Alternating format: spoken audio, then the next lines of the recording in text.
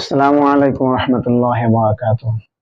আলহামদুলিল্লাহ, অন্য মানুষকে আশার বাণী, উৎসাহর বাণী, উদ্দীপনা, অনুপ্রেরণার কথা বা কাজ যদি না শোনানো যায়, তাহলে যেন তার অন্য মানুষকে যেন হতাশার বাণী বা হতাশার কথা বা হতাশামূলক ভয়ভীতি কাজ যেন মানুষের সামনে পেশ না করা হয়।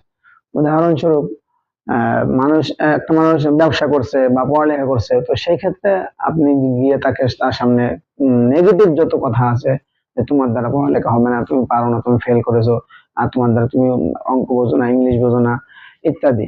ব্যবসা তুমি তোমার দ্বারা এই ব্যবসা না, তোমার জন্য এই ব্যবসা না, এই ব্যবসা করতে গেলে অনেক টাকা লাগে, বুদ্ধি লাগে, এ লাগে, তোমার দ্বারা হবে না। এরকম ভাবে মানুষকে মানসিক ভাবে ভেঙে ফেলার জন্য যে সমস্ত কথা কাজ আছে, এগুলো মানুষকে না বলা, বরং এর উল্টা মানে মানুষকে উদ্দীপনা দেওয়া। যে কোনো ক্ষেত্রে, একটা ব্যবসায়ী হোক, ছাত্র হোক, বা যে কোনো কর্মজীবী মানুষের ক্ষেত্রে তাকে উৎসাহ দেওয়া যে তোমার এখন এই অবস্থা আছে, নর্মাল আছে বা এরকম আছে, তো সামনে তোমার উন্নতি হবে, তুমি এইভাবে কাজটা করো, এইভাবে পড়ালেখা করো, বা অমুকে এই ব্যবসার ক্ষেত্রে ভালো ডেভেলপ হয়েছে, উন্নত হয়েছে, তো তার থেকে তুমি দিক নির্দেশনা নাও, সাজেশন নাও।